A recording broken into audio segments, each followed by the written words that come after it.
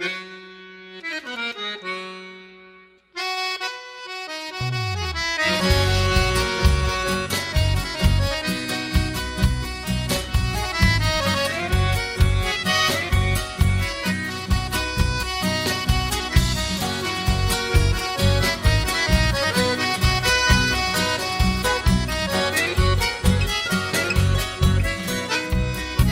não souber dançar pode se acomodar na varanda. Saiba que nesse baile o chamamé comanda. Mas se você tentar, pode se acostumar à mudança e até se viciar com essa nossa dança. O negócio é chegar e reparar se alguém te aponta. Um convite recusado é bem pior do que uma afronta. O segredo é rodar, rodar até perder a conta. Nem olhar muito ao redor, porque a cabeça fica tonta.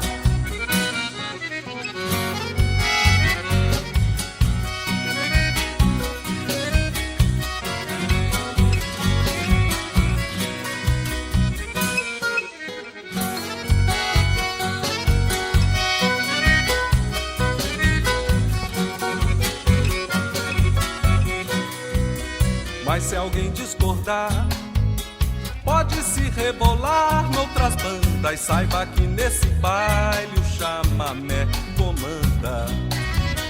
Mas se você tentar, pode se acostumar à mudança e até se viciar com essa nossa dança.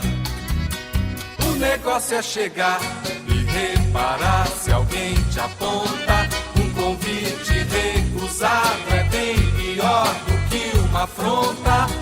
O segredo é rodar, rodar até perder a conta. Nem olhar muito ao redor, porque a cabeça fica tonta.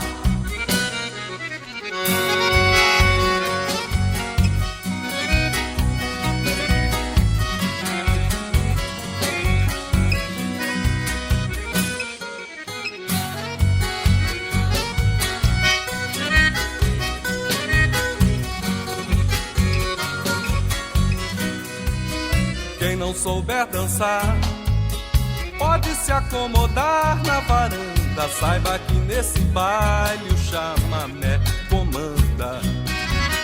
Mas se você tentar, pode se acostumar à mudança e até se viciar com essa nossa dança. O negócio é chegar e reparar se alguém te aponta. Um convite recusado é bem pior do que uma afronta. O segredo é rodar, rodar até perder a conta. Nem olhar muito ao redor, porque a cabeça fica tonta.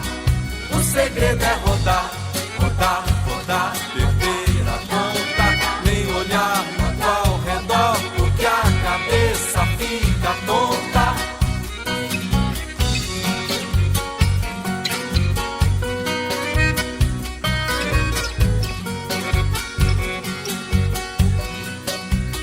O segredo é rodar, rodar, rodar, perder a conta.